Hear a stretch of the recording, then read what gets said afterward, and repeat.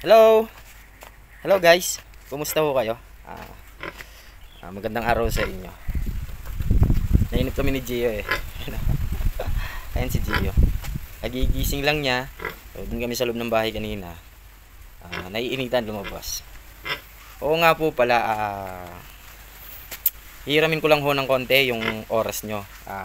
Sa mga walang ganang ginagawa dyan. Kung okay lang po makipagkwentuhan. Okay. This time po kasi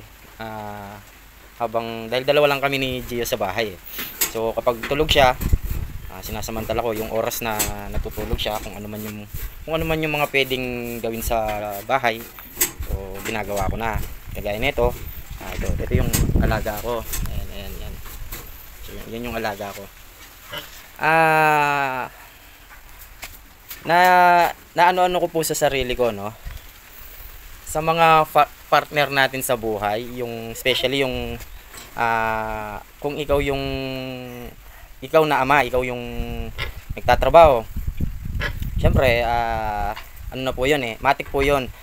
Sa isang pamilya, ang padre di pamilya ang nagtatrabaho. Matik po 'yon.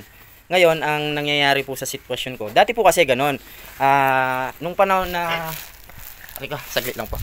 Nung panahon na ako po yung nagtatrabaho, hindi ko po ramdam, no, kung gaano kahirap yung nasa bahay. So madalas kapag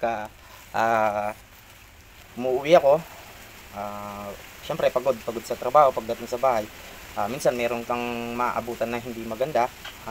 Hindi natin maiwasan yun eh. Minsan pagod ka na nga, tapos pag uwi mo pa may mga hindi inaasahan. Halimbawa yung madatnan mo yung bahay, so napakarumi. Minsan may iinis ka, imbis na makapagpahinga ka, kikilos ka pa. Ang ano dito, ang pinupunto ko dito, nung mga panahon na yon, hindi ko naiintindihan, no, yung sitwasyon. Kasi nga trabaho lang ng trabaho, hindi ko napapansin yung sakripisyo na ginagawa nung partner natin sa buhay. Kagaya ng pag-aalaga ng bata, pag-aasikaso sa bahay. Hindi natin napapansin yon kasi nga busy tayo dun sa work natin, no, para kumita ng pera. Madalas kapag nagtatalo pa tayo o nag-aaway pa yung magpartner sa buhay, o minsan kami ganon. Ako nung mga panahon na yon, hindi ko napapansin yon. Ngayon ko na lang po na-realize. Eto si Baby Gio, mula nung sinilang po to, kami ng dalawa magkasama nito. Madalas araw-araw po kasi nga pinag-usapan namin mag-asawa kung sinong magtatrabaho. Kasi nung panahon na yon,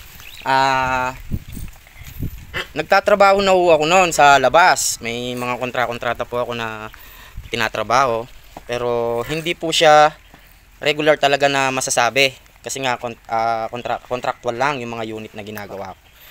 Pero nung mga panahon po na yon, may mga sideline po ako na tinatrabaho. Kagaya nito, nag-aalaga po ako ng mga iba't ibang klase ng hayop dito sa amin farm, yung mga pwedeng pagkakitaan kagaya nitong baboy. So nung nanganak na yung asawa ko dito kay Gio, syempre tenga ako sa bahay, gawa nung dalawa na po yung anak namin. Tapos pangatlo nga si Gio. Inistim ako baka mahirapan si Mrs., no. Sabi ko, paano kaya ang magiging sitwasyon natin nito, kasi napakahirap po nung sitwasyon na yon. Hindi makakakilos yung asawa mo gawa nung kakapanganak niya pa lang, tapos hindi mo siya maiwanan. Kaya sabi ko, dito muna ako sa bahay. So nung time na yon, pinag-usapan namin, dahil nga gustong magtrabaho nung asawa ko, no. Sabi ko, sige, ako maiiwan dito sa bahay. Total, meron naman tayong pinagkukunan na iba pang pagkakakitaan kagaya nitong pag-aalaga ng mga baboy. So yun, pinag-usapan po namin yun. Apply po siya. Na-hire po siya dito sa isang dressing plant ng mga manok. Isa po siyang office staff doon. Tapos ako, so nung araw na yon, hindi ko pa ano sa sarili ko na maiiwan ako sa bahay. So mag-aalaga ng mga bata, magkikilos sa bahay. Kasi hindi po tayo sanay sa ganun na sistema. Ang ano lang natin, trabaho lang ng trabaho sa labas, para kumita lang ng pera.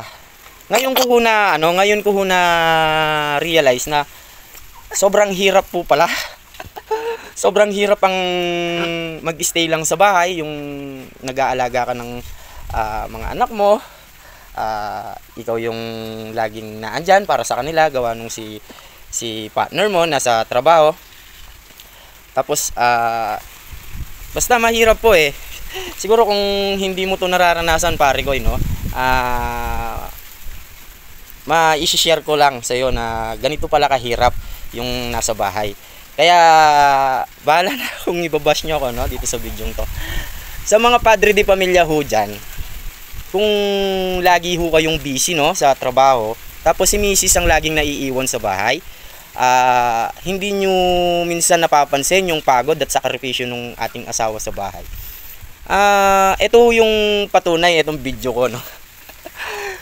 Araw-araw po yung daily routine namin, ganito, daily routine ko. So, gigising ng madaling araw, aasikasuhin yung mga bata para pumasok sa eskwela, ipagluluto ng baon. Tapos, syempre, pagkakasyahin mo yung oras, ihatid si misis sa trabaho, ihatid yung mga bata sa school. At syempre, etong bunso ko, aasikasuhin ko din. Kaya sabi ko, na-realize ko ngayon sa sarili ko, nung mga panahon pala na yung misis ko lang ang nasa bahay, tapos inaalagaan niya yung dalawa naming anak. Napakahirap po pala. Kaya sa mga padre de pamilya po dyan na bigyan po natin ng halaga yung sakripisyo ng ating mga partner sa buhay. Kasi kung minsan may mga hindi ko naman nilalahat. May mga padre de pamilya na hindi nila pansin yung pagod at sakripisyo ng asawa nila. Kasi hindi naman nila napapansin yun. Dahil nga nasa trabaho madalas sila. Kaya ako ito, ngayon ko na-realize na sobrang hirap po talaga sa bahay. Ayan. Pero mga sir, mga boss, hindi ho porket nandito ako sa bahay, no, hindi na ako gumagawa ng paraan para gumawa ng pagkakakitaan po, no. Bali, dahil nga nag-usap kami ng asawa ko, dahil nga lalaki, kaya, no, kapagsabayin yung pagbabantay ng mga bata, at the same time na rin po yung pagsa-sideline, yung pagninegosyo. Nandito na ako sa bahay, naalagaan ko na yung mga anak ko, at full time po na nakakasama ko yung mga anak ko. Pagod pero masaya po na yung oras mo naibibigay mo lahat, no, sa mga anak mo, sa pamilya mo, lalo na ito si Gio. Talagang sa araw-araw po, kagaya po ngayon, wala po kaming ibang kasama dito, kami lang dalawa ni Gio. Ayan. Napakasarap sa pakiramdam na yung anak mo talagang naibibigay mo yung buong oras mo sa kanya. Tapos natututo ka pa kung paano yung sistema sa pag-aalaga ng mga bata. Kay Gio ko na na experience yung mga iba't ibang klase ng experience pagdating sa pag-aalaga ng bata. Mahirap pero masaya pagka naibibigay mo ng kompleto yung oras at saka yung pag-aasikaso mo sa mga anak mo. Ayan. Ayun. So napahaba-haba po yung kwentuhan natin. Kaya yun mga pare ko, no,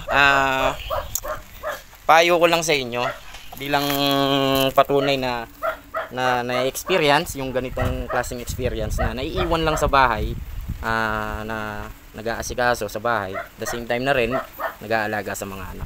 Pero sinasabi ko sa inyo mga pare ko, hindi ho porket nasa bahay ako hindi na ako gumagawa ng paraan para kumita. So pinagsasabay ko ho yun. Kasi kung ang mangyayari ho kasi kapag nasa bahay, yung asawa ko lang ang nasa bahay, iniisip ko baka hindi niya makayanan Kasi may mga alaga ho.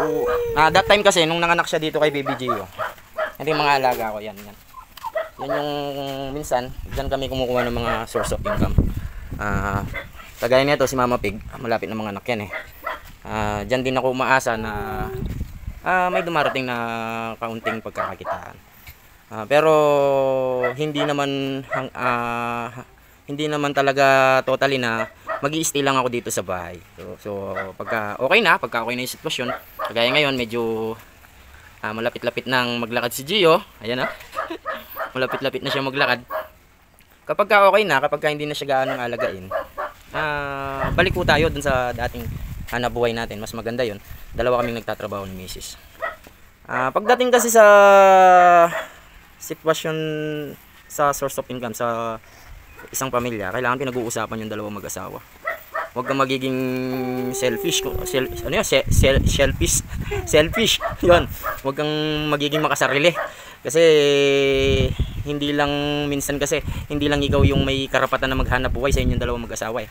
O nandoon na tayo na yung padre de pamilya ang kailangan maghanap buhay. Pero syempre, lalo na kung yung partner mo sa buhay willing naman na maghanap buhay at kahit papaano meron siyang natapos o meron siyang profesyon sa buhay, why not, di ba? Lalo na kung napapag-usapan nyo naman na maayos. Kaya yun, yun nga, nasabi ko lang na hindi po pala biro o hindi basta-basta ang naiiwan lang sa bahay. Kaya kayo mga pare ko, pahalagaan nyo kung ano yung ginagawa na sakripisyo ng mga asawa nyo sa bahay, no? Lalo na sa pag-aalaga ng mga bata. Napakahirap mga pare ko. Ako, ganito lang sistema namin sa araw-araw. Alaga ng bata, tapos at the same time, nagsasabay ko yung paghahanap buhay. Kasi kung si Commander ang gagawa nito, medyo mahirapan siya eh. Baka hindi niya kayang pagsabayin yung pag-asikaso sa mga bata at pag-asikaso dito sa mga alaga namin. Kaya ako masasabi ko sa sarili ko, kaya ko pagsabayin yung pag-aalaga ng mga bata at pag-asikaso dito sa aming negosyo. Ngayon yung asawa ko, kasalukuyan nasa trabaho siya. Yun, so napahaba po yung kwentuhan natin. Maraming salamat po sa oras nyo. Ayan. Thank you po sa panonood at happy farming po. God bless and bye-bye.